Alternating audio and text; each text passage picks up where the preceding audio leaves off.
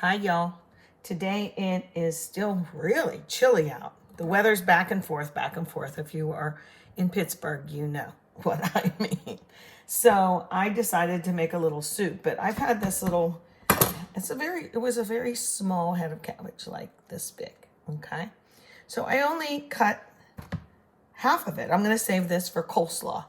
Put a little carrots and whatnot in it and jazz that up. But I cut the rest of it into pieces, and here's my bowl. Look how much when it's cut up. I'm telling you, it was only half that much. Okay, but I cut them in pieces that would be considered like bite size, not this leafy part, but you know, just bite size. Now I go in and I get these kind of hard ribs out, but I usually do that as I go, but I wanted to show you. Okay, and I'm gonna make some soup today. It's going to be pretty healthy soup, actually. Sans the butter and the little bit of ham that goes in it. But it's not a great amount, okay?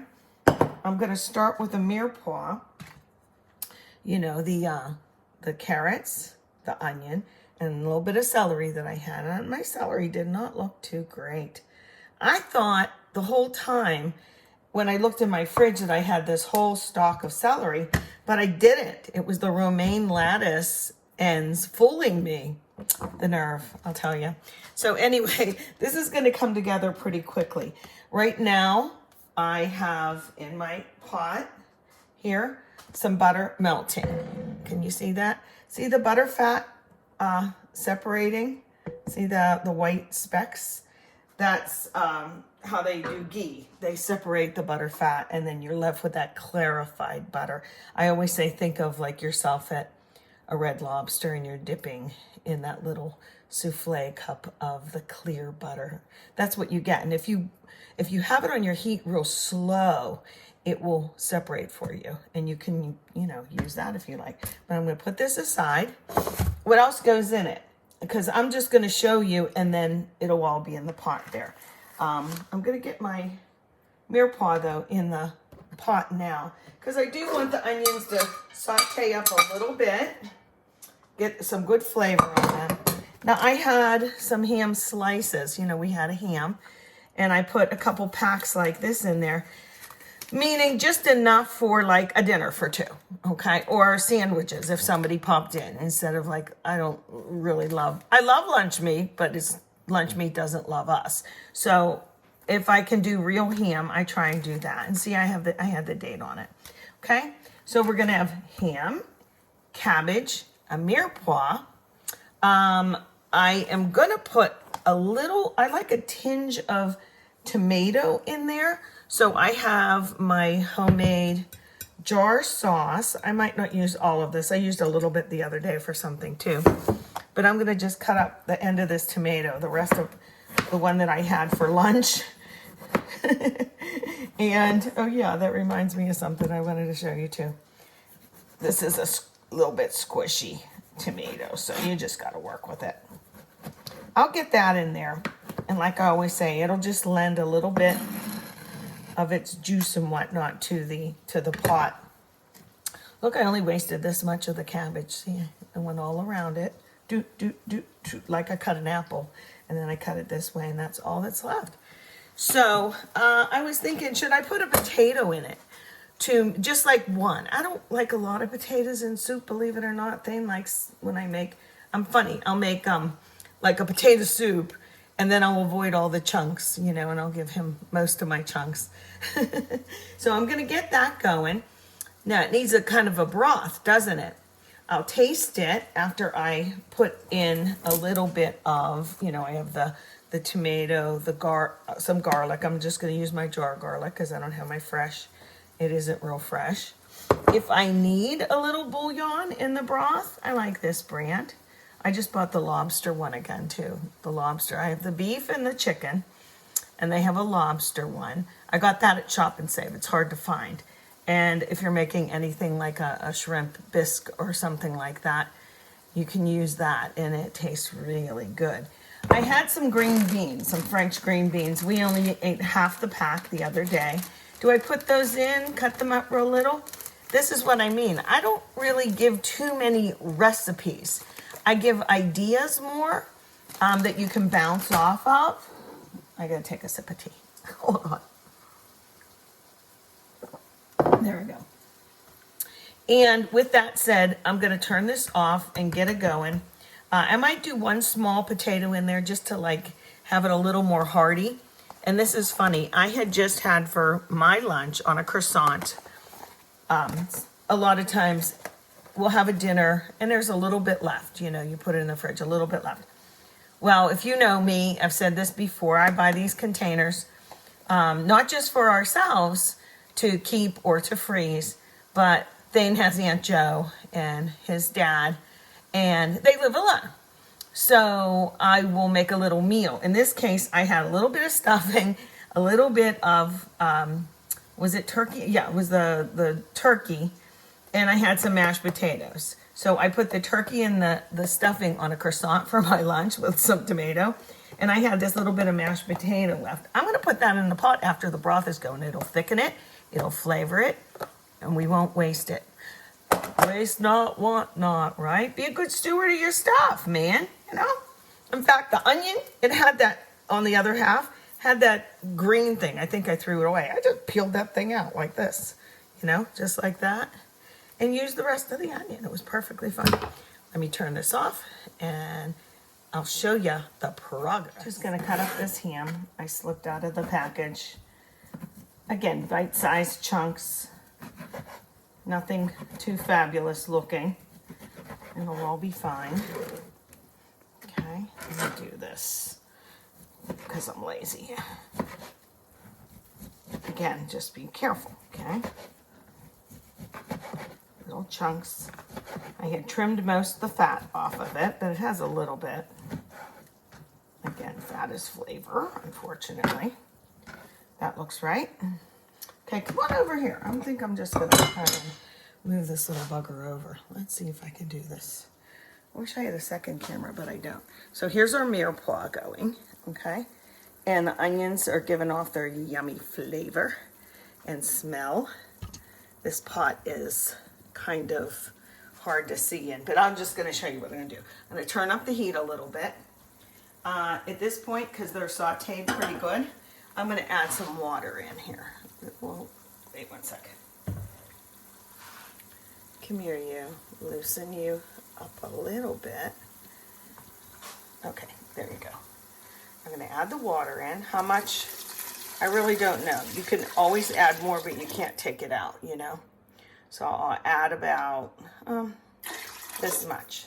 Now I'm going to put my cabbage in. Okay, I'm not going to do salt and pepper in this. This will wilt down really fast. I'm going to get my ham in here too. Oh, my camera doesn't want to cooperate. Hold on. I've got to tighten it up again. Wish I had a cameraman or two angles, you know. I usually don't put the ham in until almost the last minute because it gets weird. It doesn't taste as hammy. Does anybody know what I mean? Okay, and this will make a little bit nicer broth too. See what I'm doing here with this? Just a little bit, like that much. Okay, we have all our onion and stuff. We're gonna turn it up, and look, I can tell it needs a teeny bit more water. Let's go. There we go. Now, if you don't have your homemade sauce down in the garages, no big deal. I know I don't always have it. Just use a can of tomatoes, even tomato soup if you want, you know. I might taste it. I might put like a bay leaf in it. I might add a little bit of salt and pepper, probably pepper for sure, but I don't know. I might have to add a little bit of this in here too. But I'm gonna let it simmer and do its thing. And I always say soup likes to be hugged. It doesn't like to be boiled. So the lid will go on askew, like that. Well, you can't see it that way, but like that much. And I'll check back, okay? There we go. I just thought maybe I misrepresented the ham. You know, I said it tastes less hammy if you put it in now. I'm not talking about like a ham bone or a big piece of the end of the ham, you know, with the fat on it and everything. You put that in right away with the broth because that's gonna give you your flavor. But this ham is just, you know, not bones on and whatnot. I'll just do this at the end. This kind of ham is already cooked, so it just needs heated through. Alrighty, so just so we understand. To go with our soup while it's simmering, I just got it on. But I'm gonna get this mixed together. It's just a simple, it used to be a quarter. I think it's like 39 cents now for a corn muffin mix. I think we even made homemade ones. But I don't know if I ever posted that video, to be honest with you, because it was before I started, yeah. Anyway, here's my good old Tupperware. It's like 9,000 years old. Look at the, but they never, someone had a joke the other day I saw online. I'm just breaking up the chunks. And they said, why don't they just go ahead and make Tupperware spaghetti sauce colored? Because then it won't stay. I always crack my eggs like this, but they say on TV to crack your eggs like this, and then if the shell's gonna fall, it'll fall there. Okay, I'll do it. I'm such a rebel. It takes just one egg and like a third a cup of milk. That's what I start with. But you know what? Vive la difference if you use the heavy cream. I'm just telling you now. You don't have to use it for everything, but I'm going to add a couple things to this, okay? So, I'll get my little stirrer here. I'm going to try and tip it so you can see, like you haven't made something like this before. But the point is, it's kind of a thicker dough. If it gets too thick when you're adding things to it, what you want to do is add that other dash of milk or water. Hopefully milk. Okay, I just am doing this until I don't see any big wet spots or any of the egg, you know, the white part of the egg. Okay, so that's mixed. I'm going to use a smaller bowl. I have these in different sizes, but I don't want it to be too spread out. I'd rather have it be deeper than wider. There's a song I just thought of. You know what I'm singing there? Let me turn this down. Okay, there we go. I'm watching TV at the same time. Did you know I always have music on? These are jalapeños, but they're pickled, and so they're going to be a little milder, like you get at the stadium on your nachos. They're not like brutal, okay? We like a lot of them. Did you know I always have music on, but I have to turn the music off because if I post a recipe or a how-to, you know, little cook this or that, one of my things, if I post something with music in it, they deny it. They say, nope, that's copyright material. You can't do that. And one time, it was my quiche recipe. I think it got through to Facebook, but not on YouTube, because I'm on YouTube cooking with Aunt Shirley. But this is so funny. All I said was, okay, now I can go back to listening to, and I said a group's name. They shut it down. They said, nope. And I'm like, you couldn't even stinking hear the music. Really? So I'm going to add these jalapenos in. And get those in. I think it's a shame because I think my recipes taste better if I make them with some music on. I love these peppers. I love them. They're so good. Look, that little thing they put on top make it difficult for me to get at them. But it keeps them down in the oil. So I could put these into, but you know what? Well, maybe I will. Maybe I'll do two just for color, you know? When we went to Philadelphia and we had to try all the, you know, cheesesteak places, one right across from the other, as you guys probably know. Come on, get off there. I just pull these little suckers off and then cut them. I'm not worried about the juice on my hand like I would with if these peppers were raw, and I'm not worried about these seeds so much either. Anyway, when we tried the cheesesteaks, they had these on the side that you could add in. We went crazy. I'm going to leave these seeds in. It can't be bad for you, right? Lots of nice color in there. And when I zap this up, it'll be a nice little cornbread, okay? Just for me and my honey. There we go. And you bake these, I think, at 400. Oh, I threw the box away. And I know y'all have dug out that box to look at the recipe again. Like, what did it say again? What was the temperature on that? Yeah, I know. If you're like me, you sure have done that. Okay, I'm going to get this in here. And we will bake it up. Here we go. My sister said to me, why do you cook hot food with your rubber spatula? And I'm like, because you can. No, I don't know. I just do. There, get it out. It doesn't, I don't know. Tell me your thoughts on that. There we go. I'm going to spread it out. Just not tamping it down too much. Just spreading it around. You can use one of those disposable aluminum pans if you want. But I always try and make the outer edges of anything that I bake a little bit taller than the inside. The inside takes the longest to cook, right? So we give it an even break by putting this a little bit thicker on the outside, causing it to bake longer and giving the middle time to bake. Okay, there's that. I'm gonna go check my soup and drink more of my tea. Alrighty, my cabbage has definitely softened up. The carrots would be taking the longest to cook, to get tender, but I know by the time I simmer this a little bit more, it will.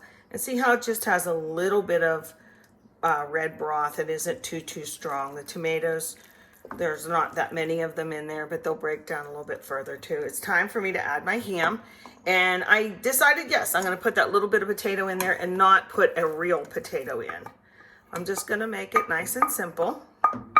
Okay, everybody in the pot, get in there.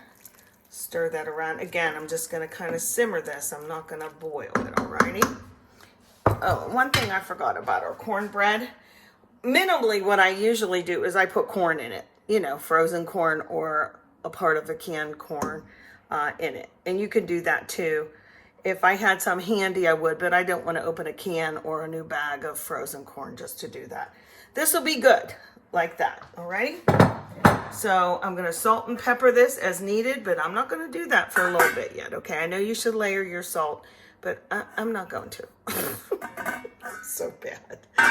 This is how I do things. So anyway, the timer just went off in the top oven, and it looks nice and brown. I'm gonna test the middle, clean, but I test the ends sometimes too. You know, like I said, they're a little bit higher. If you wanted, you could put some cheddar cheese on top of this and put it right back in the oven, but I'm not going to. I think it's fine, just how it is. Here's the finished product. Remember I said I was gonna taste it? I tasted it, and believe it or not, I guess it didn't have a lot of ham in there because it needed a tad of salt and of course pepper. So what I did, instead of putting table salt in, I put a tiny, like a half a teaspoon of that better than bouillon stuff, the chicken. And it was exactly enough. Then I thought, I need one more vegetable. Should I put the green beans in? Should I open a bag of corn? And I said, no, you know what? I'll just make some ditalini on the side. So that's what I did. And you can put as much or as little as you like in your bowl and put the soup on top. I don't like a lot of pasta, like say in my chicken noodle soup, but Thane does. He likes rice in it. He likes noodles in it. I just like very minimal. So there's our soup. And then there is our cornbread. Turned out really good, but I would change one thing. If you're using the box, I thought it was a little more crumbly than my homemade stuff. So I would have added another, say, half an egg and maybe a little dollop of mayonnaise or something like that instead of the additional egg, but it was a little bit dry. It's still really good, and it'll go with our soup. So there you have it. Another fast, nice little dinner. Healthy. I love cooked cabbage. There we go.